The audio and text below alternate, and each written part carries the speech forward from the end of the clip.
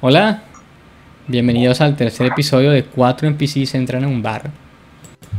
Hoy tenemos a un tendero débil, a su sobrino Protucus, a un máster que quiere atención y a nuestro recurrente NPC que tiene quests. El episodio de hoy trata sobre el roleplay versus metajuego. Como saben, nosotros montamos videos cada 15 días. Somos un grupo de masters y llaves de la costa colombiana y pues hacemos unas tertulias como masters sin tapujos. Para empezar, pues la primera pregunta de hoy es ¿cómo exhortar el roleplay? ¿A fuerzas o por otras formas?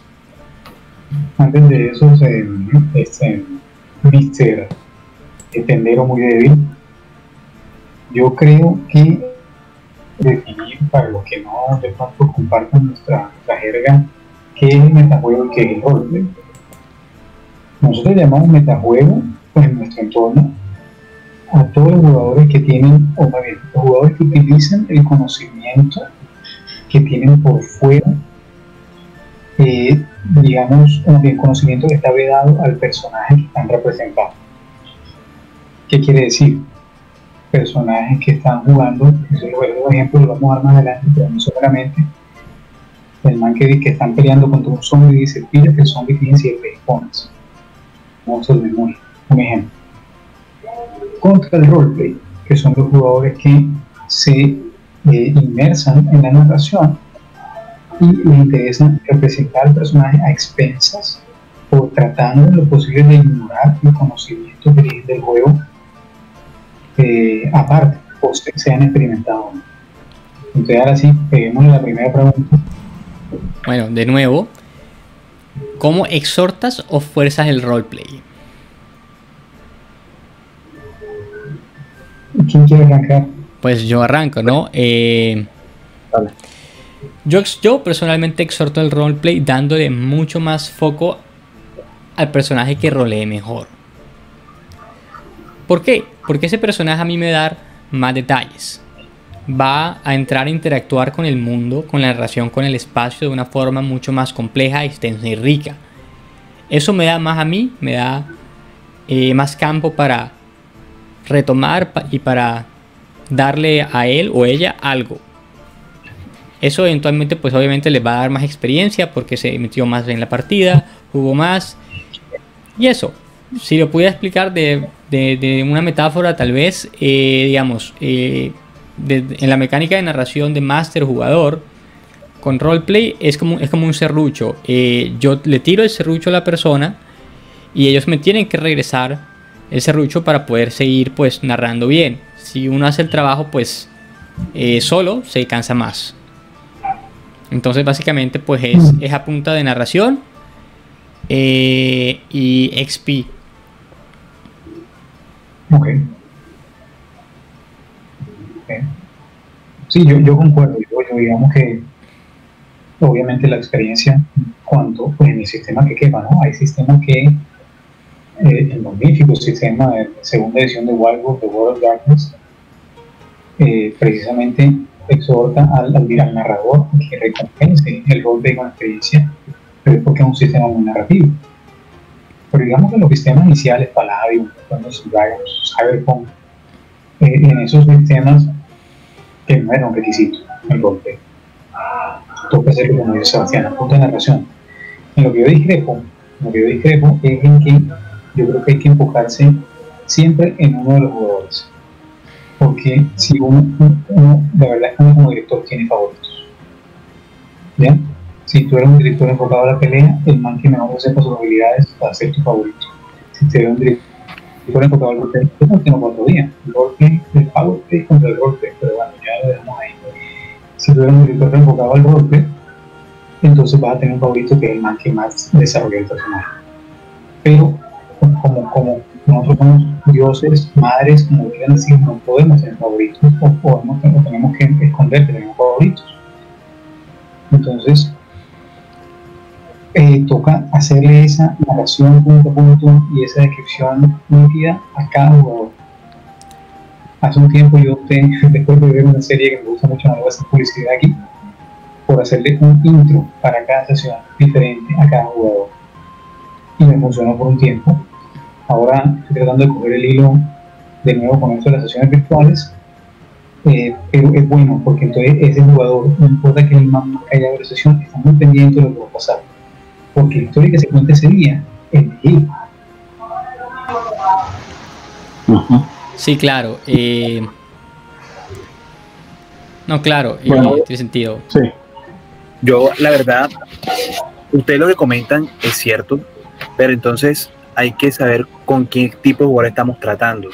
Si tenemos en cuenta jugadores novatos, ellos quieren una recompensa rápida por su esfuerzo, ¿sí? Entonces, uno, como dicen, se le da un poco más de experiencia por ese roleplay, o incluso, quien quita que se le da un poco más de botín al momento de algún acuesto o algo. Y si son jugadores avanzados y que de pronto ya eso hace parte de su forma de jugar, sencillamente hablo con ellos, les comento, hey, aquí pues voy a intentar que los jugadores se metan más en su personaje y actúen como ellos ven el mundo, no desde una perspectiva global que tienes tú sobre la mesa. Entonces, como diálogo, como jugadores adultos, buscamos ese equilibrio entre ellos mismos. Incluso ellos a priori de pronto van a estar resistentes, te van incluso a batallar, a justificar por qué ellos van a hacer ciertas acciones según conocimiento que la persona pueda tener, pero entonces se dialoga, se conversa, e incluso bajo la mesa se da un poco de experiencia para que ellos queden contentos. Igual la idea es divertirse a la larga, pienso. Bien. Okay. Sí, claro.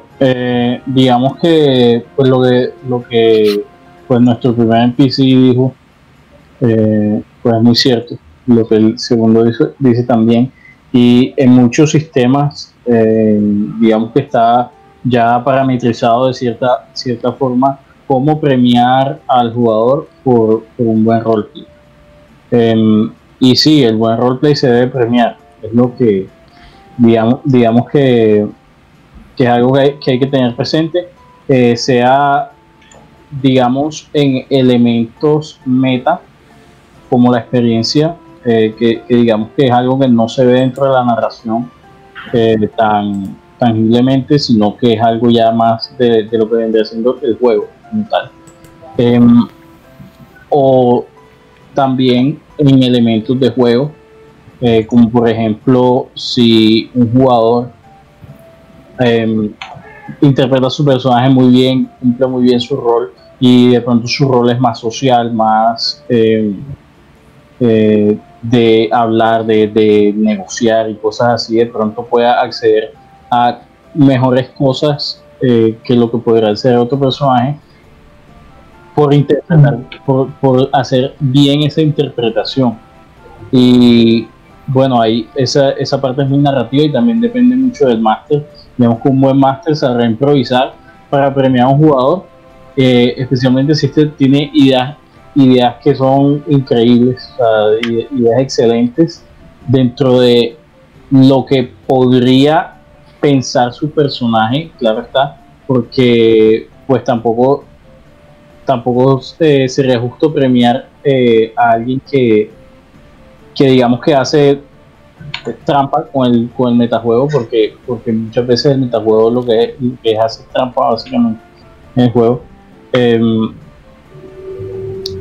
Un jugador que pues se le ocurren buenas cosas, que las puede interpretar dentro de su personaje, que tienen sentido dentro de su personaje, se le debe premiar, y se le puede premiar dentro del juego también, accediendo a mejores cosas, que se le facilite la vida también. De pronto el personaje se salva de un peligro que por medio pues de su recursividad, y pues cómo forzar el roleplay, digamos que también castigando el metajuego. Y eso de castigar, evitar o penalizar el metajuego, digamos que también vamos a hablar de eso ahora. Y efectivamente, la siguiente pregunta. Una pregunta, quiero agregar algo.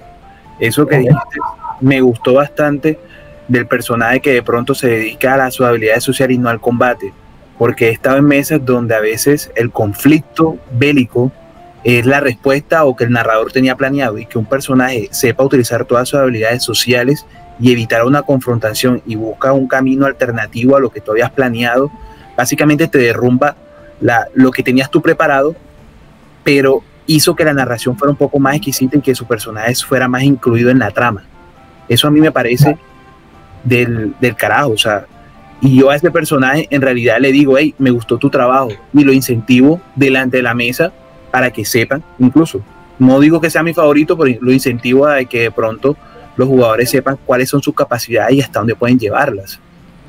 Resalto que del carajo, la expresión del carajo para nosotros es muy, muy buena, ¿no? Así es. Claro. Bueno, pasamos Bien, a la siguiente pregunta. A la próxima pregunta, sí. Bien, Sí, ¿cómo evitas Penalizar. el metajuego? Exacto.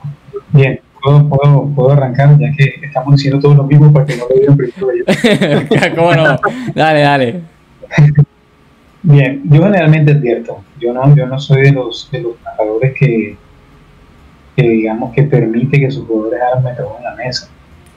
Yo advierto muy, muy tácitamente o muy de frente de él, no hay manera de que tu personaje sepa eso.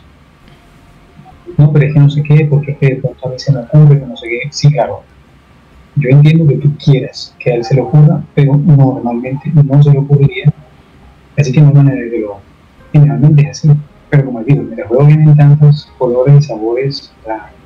¿Cómo evitas tú que un personaje haya leído el monstruo manual 10 veces, sobre todo si es director? Tú puedes tener un jugador que sea director. Yo generalmente no me ciño a los libros, ¿no? Para mí los hit points, obviamente, de un monstruo tienen un rango para que la pelea sea interesante y los jugadores puedan saborear todas las habilidades del monstruo, obviamente no en el detrimento de la vida y el bienestar del party, a menos que sea una herramienta narrativa. Okay. Entonces, digamos, es una cuestión bastante a dedo, porque es que cuando los jugadores hacen metajuegos y esa información que sus personajes tienen de edad, generalmente introducen dioses de la grúa en la historia, y yo eso no lo tolero. Entonces yo generalmente advierto, si de pronto un jugador a mí yo lo veo y comete, digamos, un acto basado en información que su personaje no tiene, apenas lo hace, enseguida le aviso y le digo: tienes tanta penalización de experiencia, porque no hay manera que tu personaje hubiera llegado a esa conclusión o hiciera esa acción sin esa información. Pero eso casi nunca me pasa. Generalmente advierto para no afectar la historia. Bien, bueno, yo continúo, es casi que lo mismo, digamos, ignorar el metajuego y seguir narrando, quitar experiencia, prohibirle a un personaje, tú no coges por ahí porque tú no sabes. Eso pasa. Claro que sí. Eso es necesario. Y si aún así deciden, digamos, tomar, no me importa, yo voy a tomar esta ruta porque yo no me voy a arriesgar sabiendo X o Y razón sobre, digamos, el lugar o el monstruo, lo que sea. Bueno, tómala. No hay experiencia y no hay recompensa, pero es que debería haber un tesoro porque maté a la criatura. Pues no tenía nada.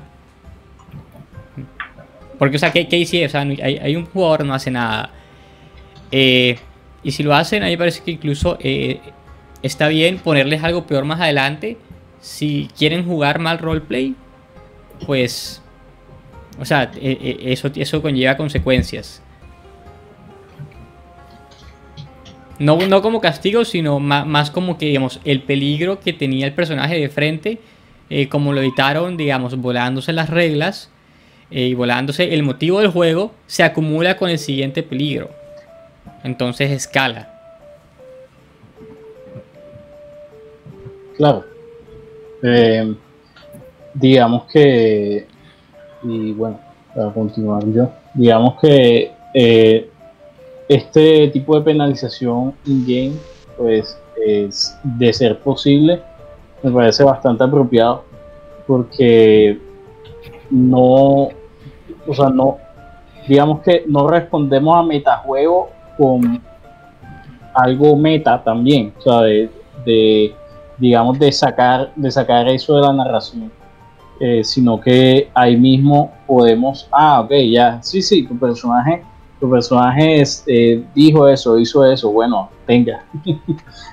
De pronto, o sea, algo que se me ocurre, por ejemplo, es que, bueno, tu personaje sabía eso, pero ¿cómo lo sabía? Si no tenía forma de saberlo. Bueno, eso es que algún ser maligno quiere controlar a tu personaje y le metió esas ideas en la cabeza para que actuara de cierta manera, y luego eso entra a jugar en la narración y aparece el ser maligno intentando controlarlo, y eso, algo así se me ocurre que pues podría funcionar, y pues eso puede causar un buen impacto en el jugador porque queda sorprendido y aprende a que no debe hacer eso. Bueno, mira, hasta el momento hemos hablado de pronto la información que el jugador tiene del sistema, de pronto que lo haya leído o que de pronto escuchó la narración del compañero y quiere utilizar esa información a priori. Ajá. Pero ¿qué pasa con de pronto el jugador que es más listo que su propio PJ? ¿Sí?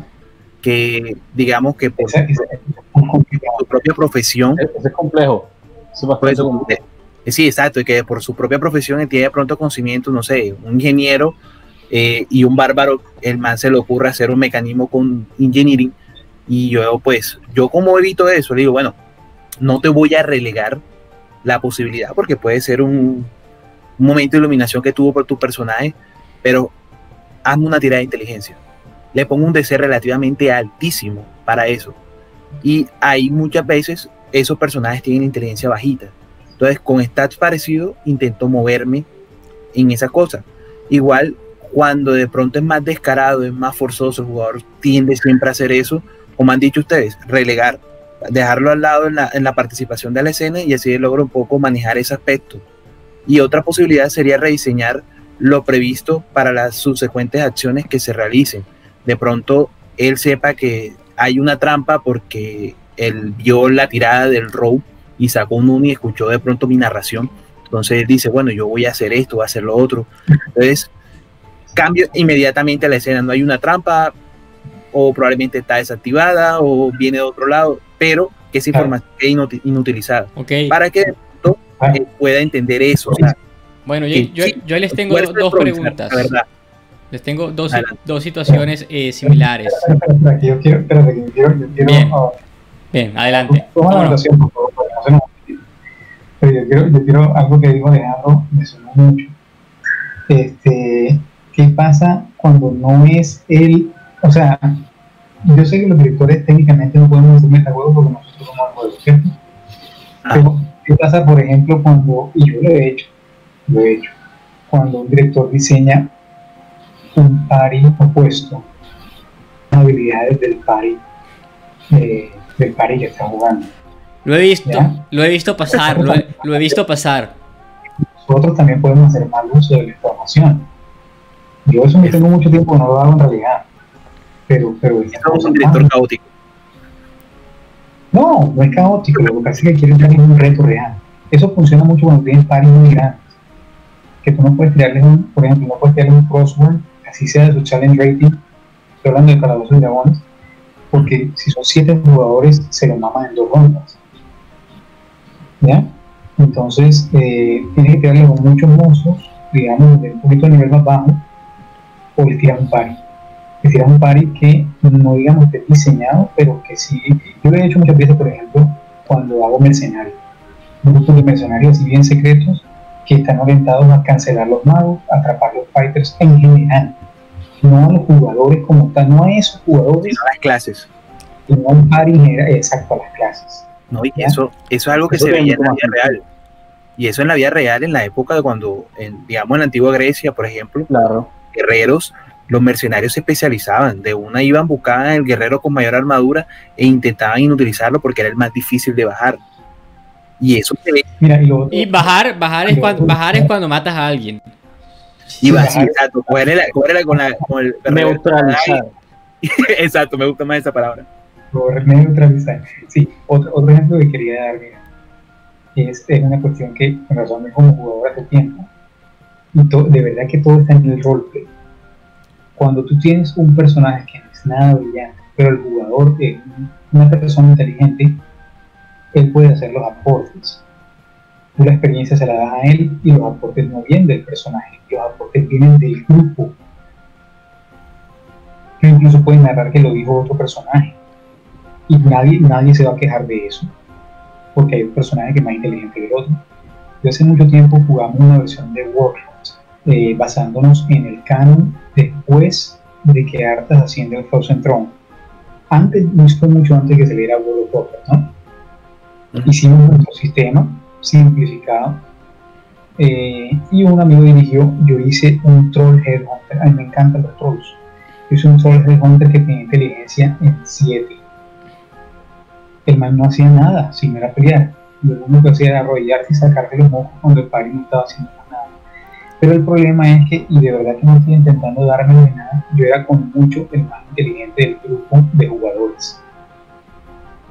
De verdad que no estoy intentando dármela, no saben con quién está jugando. Y entonces el director nos puso en un dilema, digamos, había un misterio y ya yo sabía, pues yo lo conozco a él hace mucho tiempo, yo sé cómo son los modos de él y ya yo sabía qué es lo que estaba pasando. Entonces no tomábamos ninguna decisión porque estos madres no sabían dónde coger y yo nunca, él me preguntaba como tratando de que yo ayudara al grupo a salir adelante.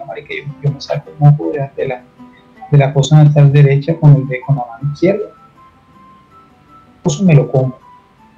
Y era todo lo que yo hacía. Yo no dije absolutamente nada, no aporté nada. Yo estaba haciendo el rol que está disfrutando de ese rol. Pero bueno, esos son casos eventuales, ¿no? Bien, bueno, yo iba a decir dos cosas, se me olvidó una. Pero, más o menos, otra situación creo que porque puede ser metajuego o tal vez una mecánica defensiva que, digamos, metajugadores pueden hacer, que es cuando interrumpen al máster que está narrando para, digamos, cortar la acción del monstruo o el enemigo para ellos actuar primero. Porque saben que van a tener una ventaja. Si estás narrando, digamos, como un monstruo está bajando por la pared de una caverna y está mirando a los jugadores y va a hacer algo, y llega pues un metajugador y dice, no, yo ataco enseguida, o sea, pero, no espera. O sea, ahí viene la vaina. El man vio que el monstruo venía. Si no lo vio, eso es metajuego. Si lo vio, él puede actuar.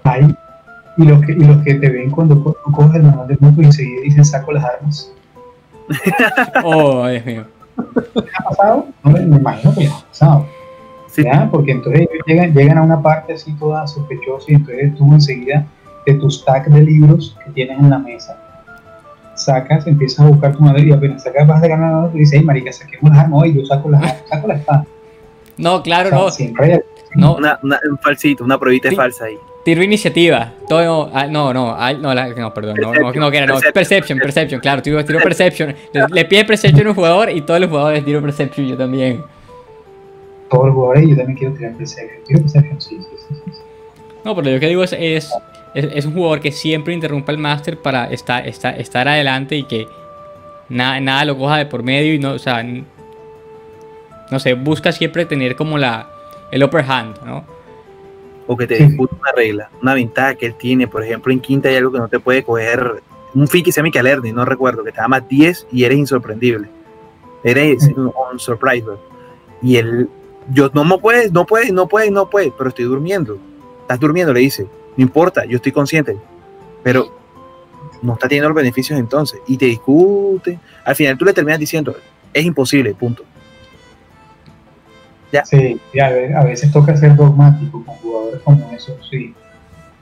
Pues yo no soy muy asiduo a esa vaina, pero cuando toca. Bueno, siguiendo, pregunta número 3. un ejemplo atroz de metajuegos que te hayan hecho o hayas hecho. Bueno, Pero ya me arranqué, gustaría ¿no? escucharlos porque Sí, se me acuerda. realmente no recuerdo ahora mucho pues algún ejemplo así en específico, Uy, yo pero tengo un- pues les puedo decir qué tipo de metajuego me parece terrible, y es, o sea, no falta el jugador que tiene conocimiento del lore o del setting y que, o sea, que su personaje obviamente no tiene, pues su personaje puede ser de pronto un aventurero nuevo o un personaje pues recién despertado al mundo de lo sobrenatural, por ejemplo, pues en Vampiro. tema de World of Darkness y esas cosas. Sí. No falta la persona sí se ha leído todo y entonces, casualmente entonces empiezan a evitar personajes. Si ve un personaje, por ejemplo, que conoce el nombre, entonces no se les acercan, no hablan con ellos, los ignoran y cosas así. No, yo no voy para allá. ¿Y por qué? No, no me va a dormir. No, mi personaje está cansado. Cosas así. Entonces eso ya es fuerte ya. No, Yo ahora les voy a tirar, me acabo de acordar de una, por favor, Seba, no la voy a anotar, no la voy a anotar aquí para no. Bien, tírala. No, la voy a anotar. Dale tú, Bueno, que la quiero, mi ejemplo es el propio fighter que no sabe un pepino de magia, pero tiene el build. Entonces él sabe qué ítems necesita y va a vender todo a comprar con lista. Le encuentra un ítem mágico, no sabe nada de magia, Spellcraft no sabe que existen ítems mágicos ni cuáles hay, y va y los vende y no, yo necesito este ítem con nombre y apellido. Es más, va donde el mago y le dice, no prepares esos hechizos, prepara estos otros. Y le explica. Pero eso no se lo dice ya como no jugador. la he visto. Esa sí nunca la he visto. Esa sí yo la he visto. Es más, o sea, es más, con ese jugador, o sea, se sabía los precios de los ítems, entonces no, y o sea, cuánto tenía que ganar por nivel en tesoro. Entonces él dice, no, me soltaste estos ítems, valen tanto, me falta, ¿dónde está el resto? Imagínate tú. O sea, se sabe la tabla de los encounter rewards. Está bueno ese mapa que juegue conmigo. En una sesión se va, deja la mesa. Yo creo que puedes discernir quién es. Sí, claro que sí. Es la tortuga. Me imagino que La tortuga. ese momento que va a aparecer en todos los capítulos. Pobre man. Entonces, es un común denominador el jugador que es narrador en otras mesas, entonces se sabe eso. ¿Ah? Sí, claro. No crean. A mí me cuesta trabajo separar. Cuesta trabajo cuando tú sabes un setting, separar el conocimiento del setting. Pero es que una cosa es que tú sepas por qué diriges y otra cosa es el jugador que lee la aventura, la busca en internet y la lee. Uy, eso sí es fastidioso. ¿Ya? Ese es el man que se pasa los juegos con piedra, los videojuegos con piedra. Eso pasa, son personas reales que van a tener madre. Y no entiendo la necesidad. Yo creo que eso se puede, o sea, eso se puede entrenar como uno se puede releer, digamos, una novela y disfrutarla sabiendo ya cómo acaba, porque te la leíste 2 o 3 veces, pues, o sea, uno puede aprender a jugar sin el conocimiento y simplemente disfrutar del camino. Ojo, estoy hablando de personas que le gusta leer los módulos de Pathfinder o le gusta leerse los cánones de World of Darkness y conoce los PNJs. No estoy hablando de esa persona. Estoy hablando de que comenzó a jugar una aventura y la busca en internet y la lee para saber qué viene. Sí, Camilo está específicamente hablando de las aventuras ya prediseñadas. Bueno, por ejemplo, la mayoría aquí no sufrimos de eso porque usamos aventuras inéditas creadas por nosotros. Sí. Pero yo sí sé de directores que les han pasado esa vaina. Pero entonces esos directores deberían ponerle su 3/4 de azúcar a su propia a esa historia para evitar eso. Igual hay que personalizar siempre, hay que darle el toque o la esencia de cada uno. Eso es muy fácil hablarlo desde nuestra experiencia, pero hay directores que no son experimentados, hay directores que todavía no tienen confianza en sí mismos para hacer eso. Entonces, pues sí, es muy fácil decirlo en nuestra posición de, digamos, un poquito más experimentado. Bueno, voy a tirar uno que me acuerdo, que acabo de acordar. Yo no sé si lo he contado a ustedes. Este es de los ejemplos que yo doy de cómo los metajuegos pueden matar un grupo. ¿Ya? Los personajes en un juego de fantasía medieval, estoy hablando de tercera edición, de punto hasta 3.5, no sé si cuarto, porque nunca lo leí completo, porque yo sí que en quinta y me metieron en esta mecánica de los descansos cortos y los descansos largos, que yo aborrezco esa mecánica porque está totalmente orientada a la pelea. Pero en tercera no, en tercera es una cuestión muy simple, tú descansabas 8 horas, recuperabas tus hechizos o recuperabas los niveles de hit points. ¿Sí? Tú puedes incluso descansar un día completo y recuperabas 1.5 tu nivel de hit points y te sanabas tenías unos bonos a salvar contra enfermedades y cosas así. Pero esto nos ocurrió con un grupo mío que yo era novato, bueno, no eran, sí, ellos tenían poco tiempo jugando, muy poco tiempo jugando. Y se metieron en un calabozo, obviamente un calabozo de esos inéditos que hago yo, muy bueno. En el calabozo había esos cuartos que yo hacía antes que no tenía el menor sentido que hubiera. Había un cuarto que tenía como, no sé, de pronto unos 25 metros de profundidad de agua, ¿ya? Y había un delgado puente que iba de la entrada a un pasillo del otro lado del cuarto. Delgado, estoy hablando que una persona podía caminar cómodamente por ahí, no digamos de grosor de un bordillo, una cuerda, no. Delgado que una persona podía caminar, pero tenía que ir en fila ahí. Súbitamente empiezan a atacarlos unas criaturas que se llaman Scums. Los pueden encontrar en el Monster Manual de la tercera edición de Dungeons and Dragons. Son humanoides acuáticos que bueno, hacen daño con garras y no sé qué, no son muy peligrosos, pero donde esa vaina te coja bajo el agua. Yo me acuerdo que recién había leído las reglas de combate bajo el agua y estaba rochísimo con eso, y la regla del ahogo que necesito. Total, estos manes se han visto forzados o cayeron al agua, tumbaron, yo no me acuerdo qué pasó, pero un combate bajo el agua de puntas, sobrevivieron absolutamente todos, pero quedaron muy magullados. Volvieron a la plataforma, al puente, y cuando llegaron al otro lado era un pasillo. ¿Vean? El pasillo no era muy largo, tendría de pronto unos 20 metros de largo, y al fondo se veía una puerta. La puerta era una puerta gruesa, una puerta grande de madera, con un tallado como una especie de monstruo y gastado con una que otra piedra semipreciosa. Estos manes han concluido que ahí venían, ¿cierto? Tienen toda la pinta. Venía un enemigo ahí y había que descansar para recuperar hit points. Primer metajuego. Entre otras cosas. Listo. Yo les dejé. No, vamos todos a descansar. Descansamos. Ellos no sabían algo sobre este pasillo que se dieron cuenta. ¿Cuándo despertaron? Después de despertar. Porque el Rogue decidió revisar el pasillo. Oh, sorpresa. Había un hechizo de alarm en el pasillo y ya lo habían activado. ¿Cuál fue la respuesta del jugador? No fue huyamos, salgamos del don, regrupemos y volvemos después, o agreguemos de una que ya no tenemos elementos sorpresa. No, la sorpresa fue Camilo, vamos a descansar de nuevo para recuperar todos los hit points, porque lo que sea ya sabe que venimos. Yo no sabía qué hacer. Ya, mecánicamente es posible volver a recuperar esos hit points. Sí se puede. Pues la regla del juego nos dicen que no.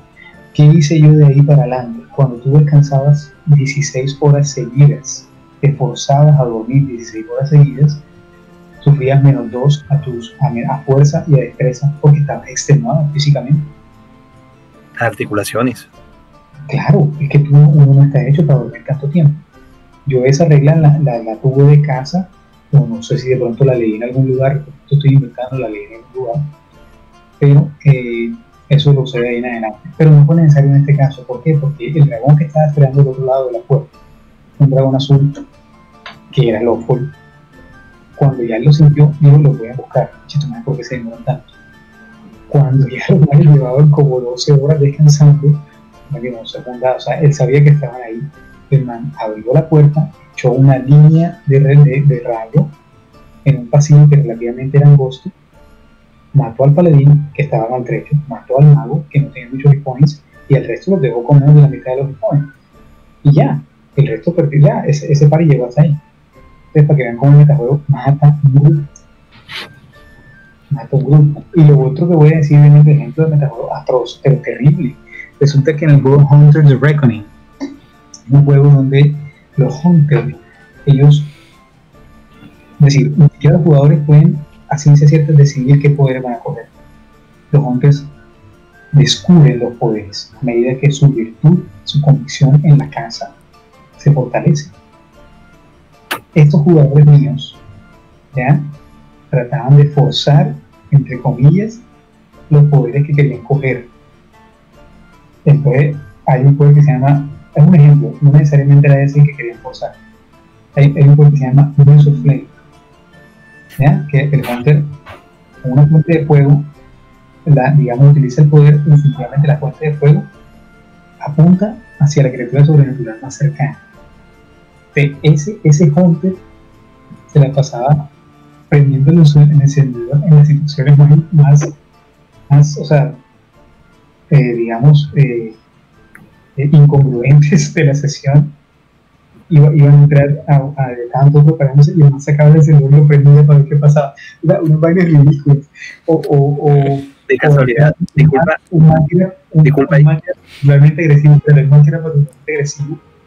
Y el primer poder de los Vengadores es el Cleave, que es para golpear a las criaturas con fuerza sobrenatural, o Impact, que es para imbuir objetos arrojables con fuerza sobrenatural. Entonces, lo que encontraba a la mano lo lanzaba, o sea, para ver si se le despertaba el poder. Que iba a ir a estar ridícula, marica. Yo me quedaba, o sea, yo lo dejaba hacer, porque en última la decisión no le iban a tomar ellos. En ese momento el metajuego era inconsecuente, pero me causa mucha gracia. Bien. De casualidad no era Wololo. ¿No era qué, perdón? No quiero volver a editarlo. Sí, claro. Y otro jugador también, un poquito más experimentado también. Bien. Bueno, ¿algún comentario, Brutucus? Es sencillo, o sea, es parecida a la del dragón, pero con goblins, ¿sí? Hay un jugador que, por eso yo pregunté que si era un común denominador el jugador que es narrador en otras mesas y de pronto tiene más conocimiento sobre las criaturas. Ellos habían cogido en una sidequest, habían cogido, y había un mercader que estaba totalmente destruido. El man tenía su caravana vuelta a nada y había sido robado, y el man por lo menos ni siquiera quería que le devolvieran las cosas, él quería venganza. Ya. Entonces él le dice: no tengo dinero acá, pero en mi mansión o el lugar que les puedo pagar allá. Entonces un grupo se encargó en entregarlo, y el otro grupo se fueron a matar porque el man le describió cómo eran las criaturas, y ellos dieron goblins. Ganábamos, yo era nivel 4, nivel 6. Vamos, cazaron al primer goblin, lo mataron poco a poco, y se fueron adentrando en los bosques. Se dieron cuenta de que los goblins estaban un poquito enchulados, o sea, estaban muy poderosos, y murieron. Primero porque se fue el clérigo con el otro man y el wizard. Estaban los fighters, y los goblins desde los árboles comenzaron a tirarle piedras y ondas y cayeron en trampas. Se confiaron en Metajuego, y de esa pared sobrevivieron el sanador, que era el clérigo, y sobrevivió el wizard. Ya, ahí llegó, porque entonces digamos que los que murieron eran los que jalaban a los otros jugadores para, hey, vamos a jugar, y tenían mucho empeño en un personaje de nivel 6, porque yo le dije, si mueren, y comienzan en nivel 1 o 2. Ya, entonces quedaron como que sí, claro, eso es metajuego. Claro, bueno. Siguiendo, pregunta número 4. ¿Sí? Aclaremos, metajuego si esos personajes nunca se habían enfrentado a un goblin. Porque si ellos ya habían visto goblins, pues es de esperarse que todos los goblins sean iguales. Ahí está. Claro. Pero ahí yo te pregunto, listo, digamos, tienes un jugador, su personaje se enfrenta a un goblin estando en nivel 1 o nivel 2. Para ese nivel, el goblin presentó un reto, mayor o menor dependiendo de cómo hayan salido los tiros para el party. Y digamos 3-4 niveles después, pues obviamente el goblin sigue siendo una criatura débil. Un jugador o un personaje, ¿cómo mide que realmente la criatura es? ¿Cuál es la diferencia real entre sus capacidades en nivel superior a una criatura a la cual se enfrentó empezando a tener una aventura? Bueno, está claro ahí. Ellos nunca habían visto un goblin. Bueno, nunca se habían enfrentado a un goblin. Sabían de que podían derrotarlo en primera instancia porque comparaban de pronto, mira, si yo he matado a un minotauro, por ejemplo, y ellos tienen tanto, son fuertes, y medio dejó herido al otro, ¿sí? Entonces comenzaban a comparar. Entonces vieron que los goblins de pronto podían presentar ciertos desafíos si eran en mayor número. Pero como ellos los veían de a poquito dando vuelta y como lo que mataban eran goblins exploradores, por decirlo de esa forma, ellos se confiaban.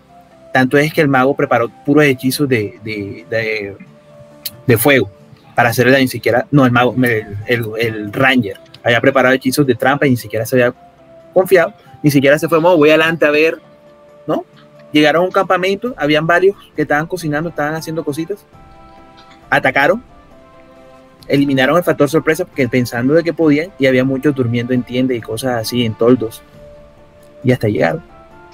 Pues entonces, ahora yo recuerdo pues una historia, algo que discutí tal vez con una jugadora en un one shot que hice online para quinta, respecto digamos a la mecánica de las 8 horas de quinta edición, de que recuperas todos los hit points, que tampoco es que me no, claro, a mí tampoco es que me guste mucho, pero digamos la opinión pues de esta chica, yo discutiendo, pero es que mira, tú puedes hacer esto, entonces tú peleas, entonces te levantas, pasas 4 horas, desayunas, caminas 4 horas, peleas y te hieren bastante, entonces duermes 8 horas. ¿Cómo manejas eso? O sea, se vuelve pues insolvente el hecho de estar descansando tanto. Incluso pues esa opinión, algo muy similar al máster que ha ocupado el mayor tiempo del video hablando, que es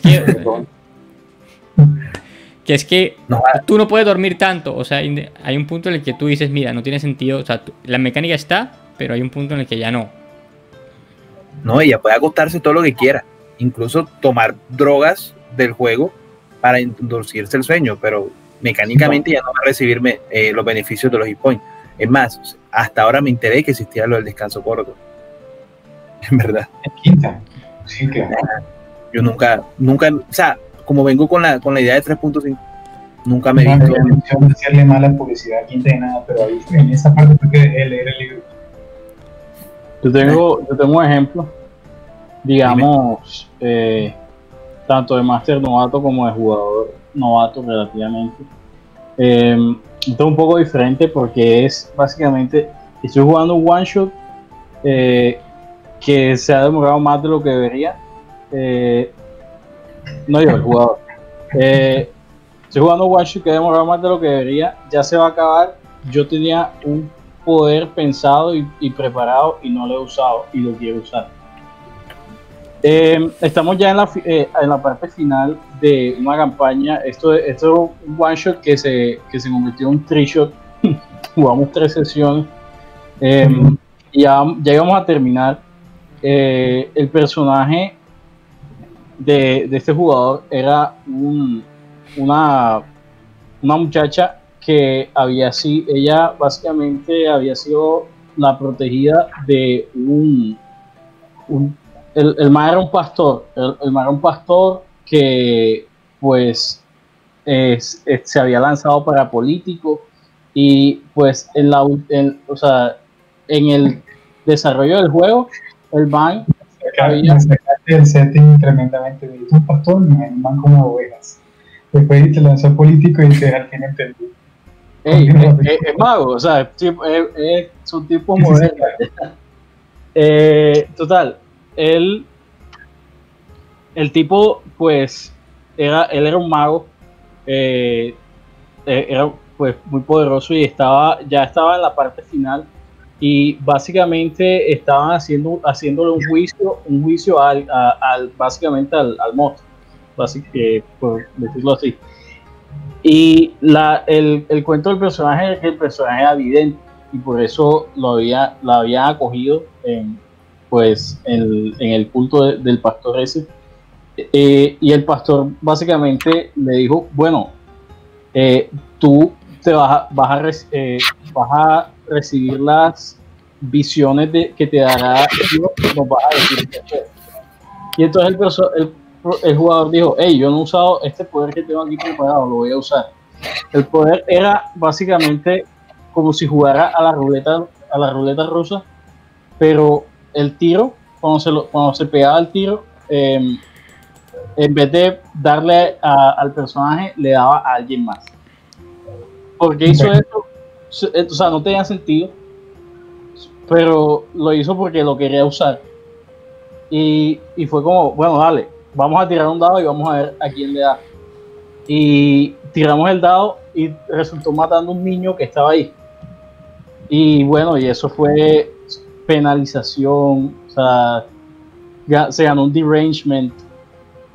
Claro. Fue una vaina y fue totalmente innecesario. Y para mí, o sea, la campaña, o sea, como que el final, digamos, emotivo de la campaña, eso medio lo sacó un poco así de contexto con eso. Y bueno, claro, el personaje quedó como la loca, básicamente. Una pregunta, ahora que dices eso, los personajes que quieren estar siempre en combate, y fuerzan que el roleplay sea de esa manera, eso podría contar como metajuego. No. Eso es para un siguiente lugar. Otro paciente, sí. Porque es que lo hacen bajo la premisa de pronto de que quieren subir de nivel y coger cierta habilidad y hacerle, y entonces están con la cuestión de quiero usar esto. Eso es power play. Cuando tú quieres subir de nivel, utilizar tus poderes y tus magias y tus hechizos, es power play. Ese es para un siguiente video. Okay. Bueno, sigamos con la siguiente pregunta. ¿Ya todos respondimos? Sí. Sí. Claro. Listo. Pero sabes que, o sea, para añadir algo, yo creo que digamos, bueno, que este comentario va un poquito del video de Powerplay para el siguiente video, pero tiene que ver con el roleplay. Esto es una historia extensa que leí, pues, de problemas y pares que se enfocan nada más al combate.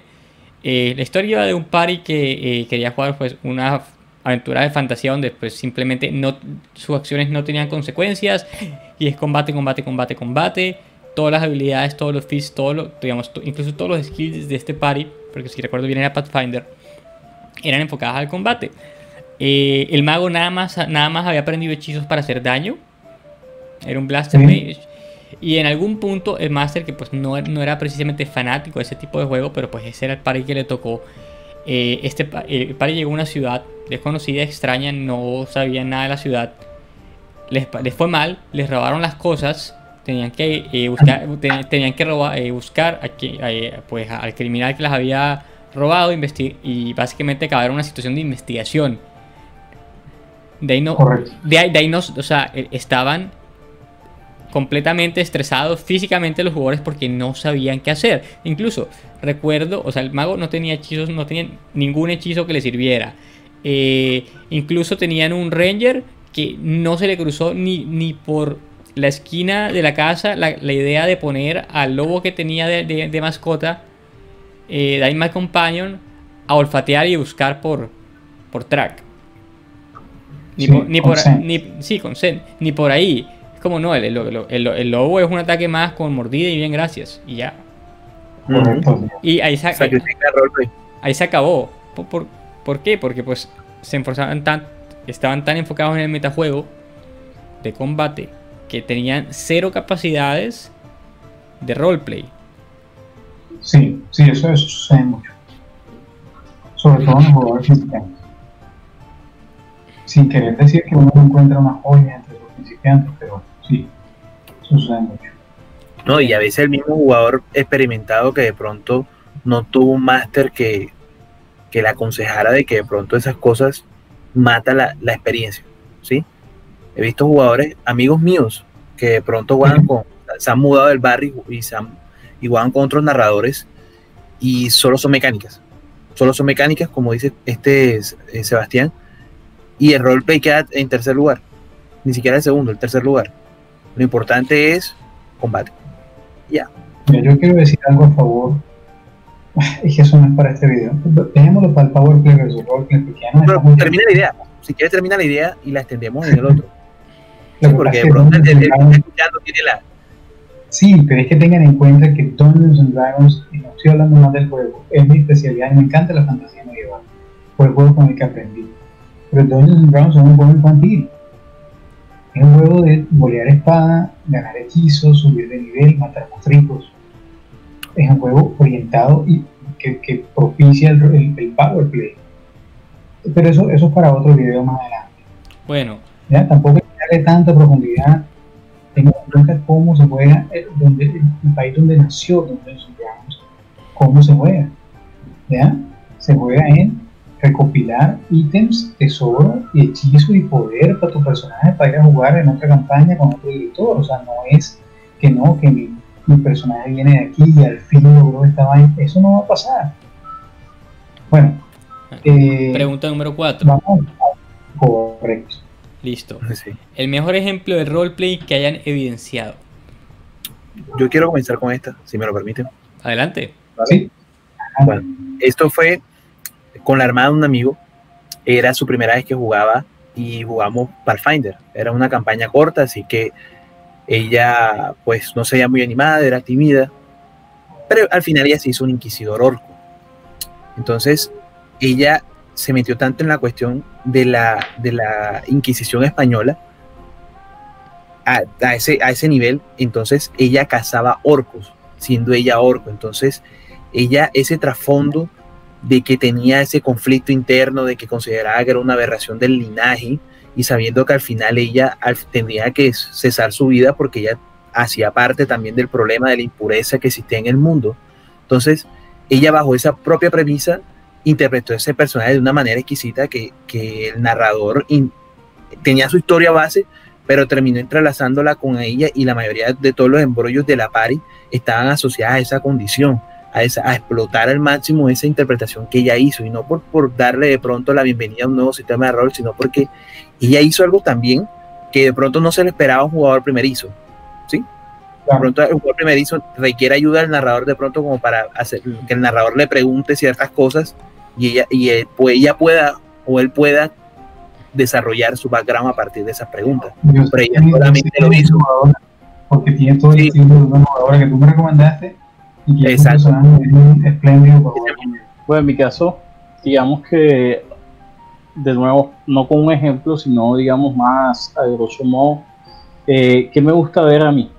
Me gusta ver cuando los jugadores actúan de tal manera que pueden expresar muy claramente, y lo pueden demostrar, sea con sus palabras, con sus gestos, con sus actos, lo que está sintiendo el personaje, así ellos no lo estén sintiendo. Hay muchos momentos emotivos donde muchos jugadores no alcanzan a dar el nivel de emoción que es requerido para que realmente el momento tenga impacto, pero hay jugadores que sí, y eso es lo que hace, en mi opinión, el roleplay tan bonito, ya, en este caso. Y pues sí, o sea, particularmente cuando el jugador pues puede estar de lo más alegre del mundo, pero llega ese momento y puede pues transmitir una tristeza, un enfado de tal manera, y que se sienta natural, que no se sienta forzado, porque hay muchas veces, y yo sé que a mí me pasa, que uno intenta forzar esas emociones y pues queda un poco como salidas de tono. Sí. Ok. En mi caso, yo no he tenido, digamos, la fortuna de tener algún jugador que haya hecho algo así de profundo. Lo mejor que yo he visto, y yo creo que pues dentro del marco de Calabozos y Dragones, que creo que tiene mucho valor, era una jugadora, el personaje de ella era un pelado noble, que tenía una hermana gemela. Ellos eran los hermanos menores, salieron a la mamá, que era una mujer como frágil, delgada. Los hermanos mayores eran probablemente primos de Brutucus. El papá del lado, digamos, paterno era una cosa muy como escandinava, alta, fornida. Y el padre era pues un noble bien desgraciado. Era un man que muy déspota, de acumular poder de vaina, no había controlado el país. Total que la historia es que a la hermana la casan con alguien de otro país. Y el pelado este pues está muy deprimido, molesto, y acaba despertando pues que poder de sorcerer dracónico. Y eso era una historia, eso venía de trasfondo, eso era un legado perdido de la familia que el papá estaba buscando hace rato, esperaba que algún hijo lo sacara para pues poder conseguir más poder y no sé qué. Y el pelado lleva a buscar a la hermana.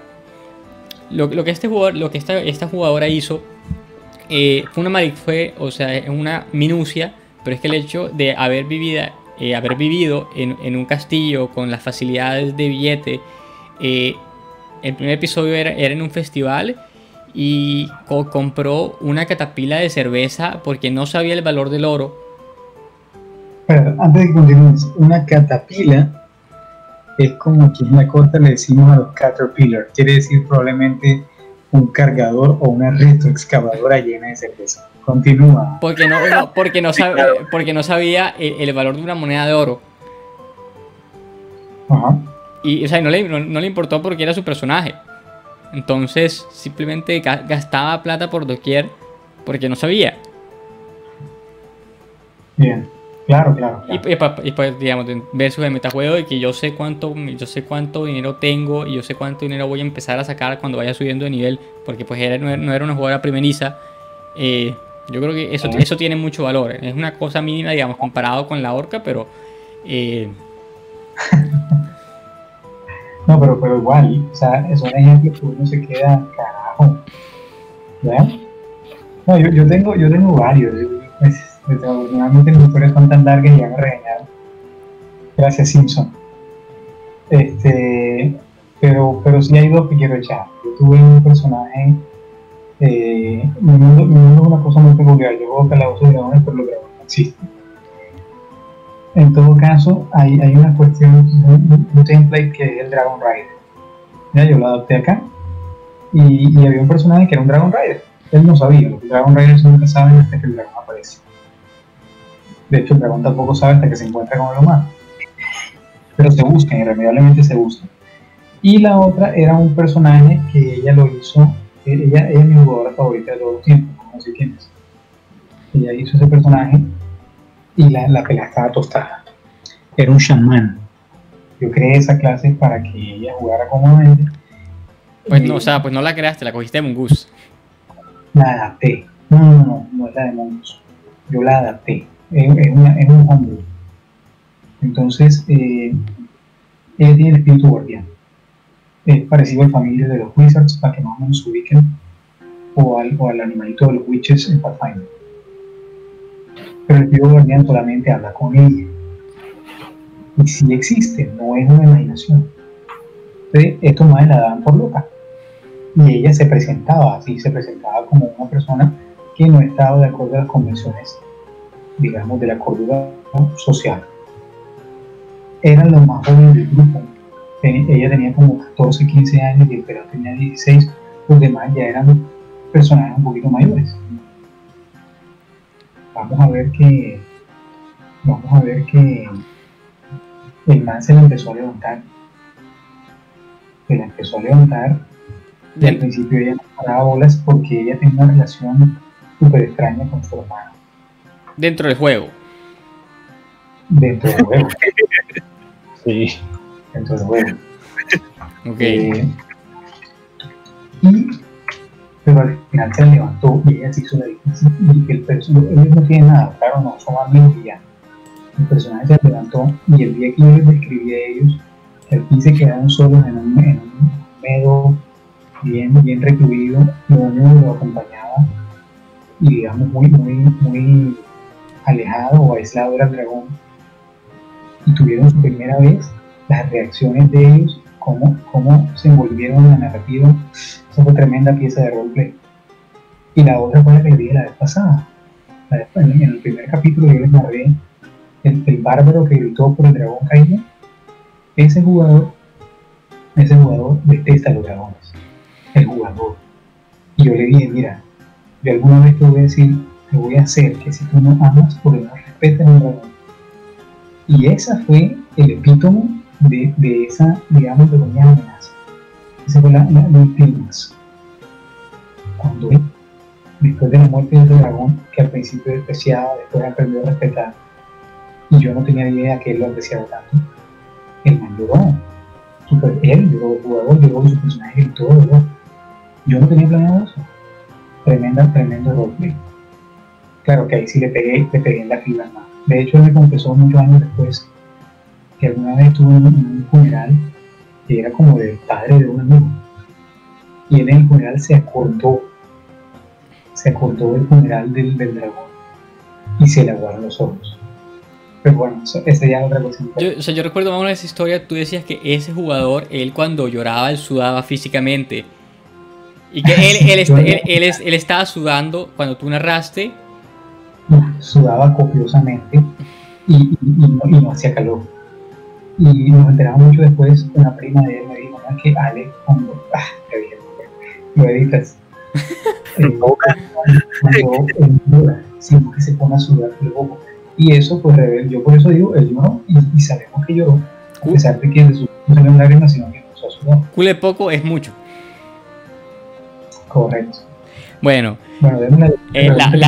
bien, listo. La última pregunta es: ¿qué hacen si hay una mecánica que potencie el metajuego y no el roleplay dentro de un sistema?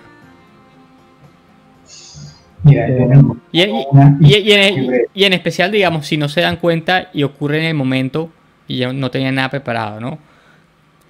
Mira, yo voy a comentar una y me tocó cancelarla. Voy a ser muy breve. En Pathfinder hay un manual que se llama el Advanced Class Guide, que narra las clases híbridas. Tiene las clases híbridas, entonces hay una clase que a mí me gusta mucho, el Slayer. Es una clase muy versátil porque es una combinación entre Rogue y Ranger. Para los que no manejan tanto el inglés, es un pícaro controlador. Es una tremenda clase, magnífica. El man gana unas cuestiones que son talentos de Slayer para Pathfinder. Y uno de sus talentos, no me acuerdo cómo se llama, y no me encontraba a buscar el nombre. En todo caso, le permite ver cuántos points le quedan al monstruo de la gente. A mi jugador me salió con esa vaina que fue cuando yo me enteré que eso existía. Y dije, tú estás loco. ¿Cómo te ocurre que yo te voy a sacar del entorno del juego de esa manera? Y la cancelé, esa no la permito, por ejemplo. Okay. Eso es en ese caso pienso que podías no cancelársela del todo, sino decirle como narrarle, tú ves que está muy herido, tiene bastantes lo que pasa es que a mí se me ocurrió en principio hacer eso, modificarla de esa manera, pero no hace justicia al talento, o sea, a invertirle un talento, no hace justicia. O le pudiste haber dicho, del 1 al 65 está a unos 40. Conozco esa referencia. Claro, probablemente se va a conocer. Bueno, mi respuesta es casi que la misma, simplemente es eliminar la mecánica. Y si es en el momento, pues es improvisar y volverla como más compleja.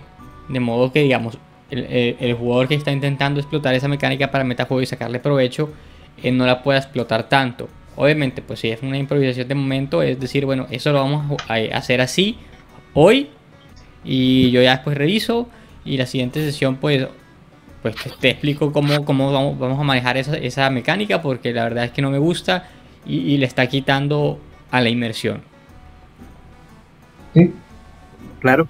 Todos creo que llegamos a esa conclusión de que primero uno evalúa la habilidad, ¿sabes? Miramos qué tan anticlimática puede ser y luego de pronto uno emite un juicio. De pronto en la misma sesión uno se siente apresurado de, bueno, vamos a salir del paso, te lo valgo, no te lo valgo, soy arbitrario, vamos a hacer esto, pero ya con los días para la próxima sesión tú conversas con el jugador, te dice, bueno, listo, vas a tener eso, pero a cambio quiero esto, ¿sí?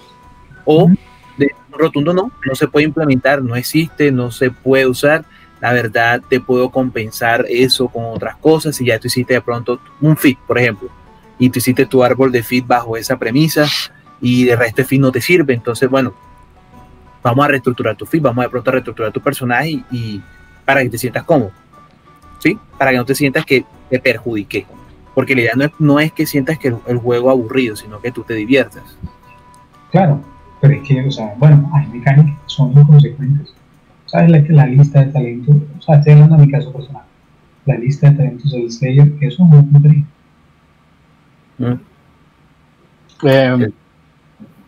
En mi caso, digamos que algunos juegos modernos están más orientados al tema de que la persona, el jugador tenga como más control sobre pues el tipo de consecuencias que tienen los actos en sus personajes, y digamos que ese tipo de mecánicas que dejan algunas consecuencias a manos de los jugadores que ellos decidan, que ellos puedan escoger, puede llegar a recaer en esto de que sea una mecánica que facilite el metajuego. Eso ya ahí digamos que uno va a entrar a ver qué jugadores realmente están interesados en el rol, como digamos una experiencia, una actividad diferente, ¿sí? El amor por interpretar a los personajes en las situaciones y eso, y cuáles simplemente están jugando pues por el juego, porque es simplemente un juego, que simplemente son los puntos en la hoja y ese tipo de cosas, y cómo se puede salir de las situaciones y bueno, y seguir ganando, por decirlo de tal manera. Sin embargo, hay formas de que estas cosas se marquen dentro de la narración, y ya entra mucho el control de decirle al jugador cuándo está haciendo metajuego, cuándo no, y pues lo que ustedes decían, si el jugador está intentando usar alguna habilidad, alguna cuestión para ganar una ventaja ya por fuera del juego y con sus propios conocimientos, entonces hacerles el paro. Y digamos que un ejemplo que yo puedo poner, digamos en Crónicas de Tinieblas, se manejan ciertos mecanismos que le permiten al jugador escoger cuestiones que dirijan un poco la narración. En primer caso está el tema de las aspiraciones. Cada jugador puede coger 3 aspiraciones, bueno, dependiendo del juego, y estas básicamente son cosas que tú quieres hacer y que si tú las haces te van a ayudar a conseguir más experiencia, pero obviamente hay jugadores que si ellos saben para dónde va la partida, entonces van a ponerse aspiraciones que como que los encarrilen por donde ellos piensan que la vaina va. Y la idea del juego es que el narrador sepa por dónde quieren las personas llevar sus personajes para ponerle esas situaciones, y hacer obviamente el juego más interactivo.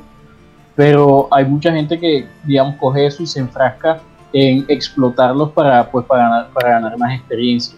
Y también hay otra cuestión que es la de las condiciones. En muchos casos, cuando tú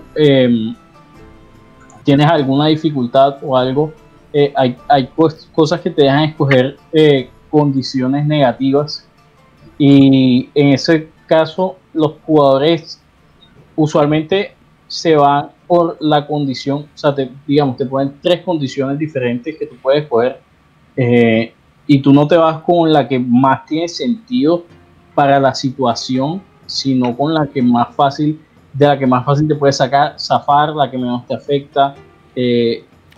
Eso yo creo que puede pasar bastante en The End of the World, ese tipo de situaciones. Ahora esta pregunta sí tiene que ver con Powerplay, si la analizan un poco, y a mí se me ocurre otra, de pronto que me la respondan ustedes eliminarían una mecánica de un personaje dado el caso si es justificable por su historia, y hace una historia muy buena, muy buena, se esfuerza y él la hace bajo la mecánica que de pronto ustedes no consideren en su setting o en sus mundos? Camilo lo ha hecho. No. El máster y permíteme antes de que empieces tú con tu charla de 2 horas, La tortuga. La tortuga. No estoy hablando de la tortuga. No estoy hablando de la tortuga. Estoy hablando de un personaje que yo tuve. Era un medio elfo que creció esclavo. Y este máster, el que tenemos aquí, él me quitó un idioma. Yo no sabía elfo, yo nada más sabía común. Porque yo no crecí entre elfos. Por la historia. Pero eso tiene sentido. Sí, por eso. O sea, es una cosa que perdí. De pronto, Por Undercommon por los esclavos. Y eso, de que te encontraras con uno que otro. Es que nada más era yo. Ah. Nada más era él. No, pero yo entiendo la pregunta de Brutucus. Y, o sea, él a lo que se refiere, pues, dime si estoy equivocado, es que ya tú conoces una mecánica que a ti no te gusta o que tú no la aceptas porque, dado que se presta para para el metajuego o para el power play, alguna de las dos, pero viene un jugador con una historia muy bien construida, muy bien elaborada, que le justifica a ese personaje tener eso. ¿Se la permitiría o no? Es difícil porque hay personajes que van a construir historias nada más para justificar las mecánicas que quieren. Dale. De lo que acabo de decir, la tortuga. Pero es que no creo que la tortuga haya hecho una historia buena. No, claro que no. La historia está bastante bien. O sea, no sé. Pues no, o sea. Debe haber el caso. O sea, yo no quiero entrar en detalles, digamos, de la historia del personaje. Tenía la grúa de que es que yo tengo amnesia. Yo ya soy un personaje de nivel 20 y pico legendario. Simplemente tengo amnesia y cuando voy subiendo de niveles que voy recordando mis skills y mis feats y tal. Pero eso es muy buena. Es una buena historia.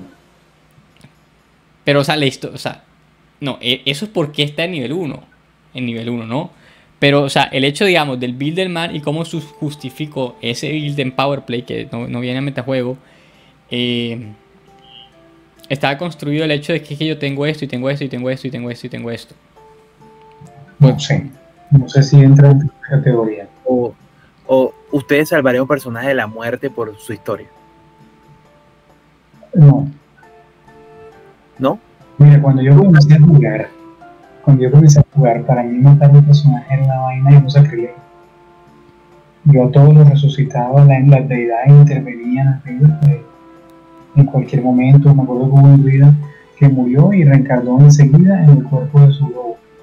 Y yo hacía una cantidad, pero ya no, a esa altura no.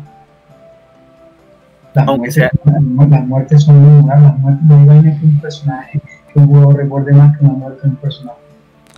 Eso es cierto. Bueno, yo creo que nos tomamos un poquito más de tiempo del que planeábamos. Sí. Y bueno, fue una buena charla. En realidad siempre es agradable hablar con ustedes. Bueno, yo quiero añadir, pues, más o menos como estamos hablando, pues, de roleplay y metajuego. Hay una mecánica que me parece muy interesante, que, bueno, no la mecánica en sí no la voy a explicar. Bueno, esta fue sencilla.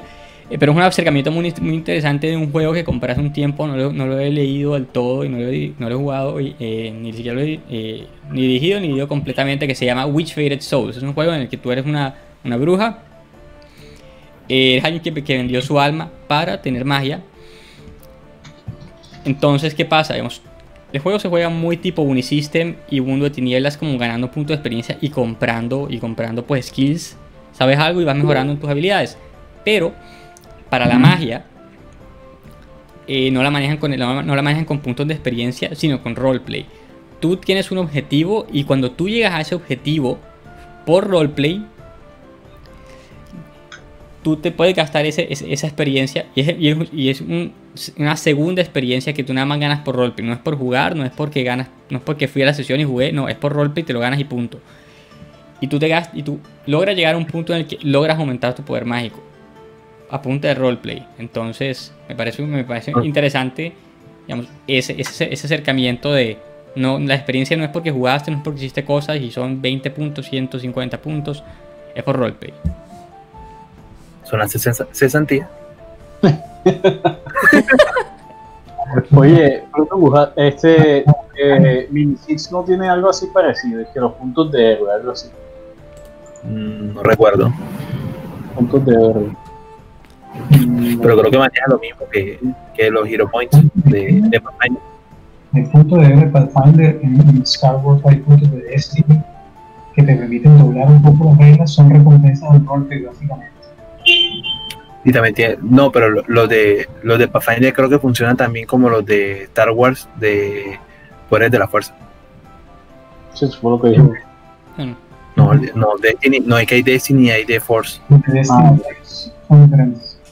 Pues bueno, ya esa es la quinta pregunta. El siguiente episodio, no hemos decidido cuál es el siguiente episodio, pero creo que les podemos les podemos decir las... No, el siguiente episodio es roleplay versus powerplay. Pues, ya aquí hay muchas preguntas. Hablamos mucho. Roleplay contra Powerplay. Este va a ser el siguiente episodio. Bueno, perfecto. Yo me quedé con preguntas, la verdad. Bueno, yo lo que iba a hacer, iba a decirles más o menos los temas que tenemos planteados. No sé si les parezca que les demos ese abrebocas de No, que no. sorpresa. No, porque nos casamos con eso. Bueno, bien. Bueno, tendrán que esperar y ver el siguiente episodio para descubrir uno más y así. Igual, si ustedes creen que hay un tema que debamos discutir con todo nuestro acento costeño, sugiéranoslo y nosotros lo evaluamos y ponemos votaciones también. Y si quieren los mencionamos gracias a esta persona, cogimos este tema. Claramente, y obviamente pues nadie ha reclamado el tesoro que el NPC que da Quest dio la sesión pasada. ¿De qué viene el nombre del canal? Nadie ha dicho nada. Pues el man tiene el oro y se lo quiere sacar, no, se lo quiere sacar, le pesan los bolsillos. Comenten abajo a ver si pues descifran y obtienen la recompensa, ¿no? Exacto. Y bueno, muchas gracias de nuevo por escucharnos hablar de una cantidad de tiempo. Espérate, hay que pedirse bien. ¿Serías por la narrativa el canal? ¿Cómo?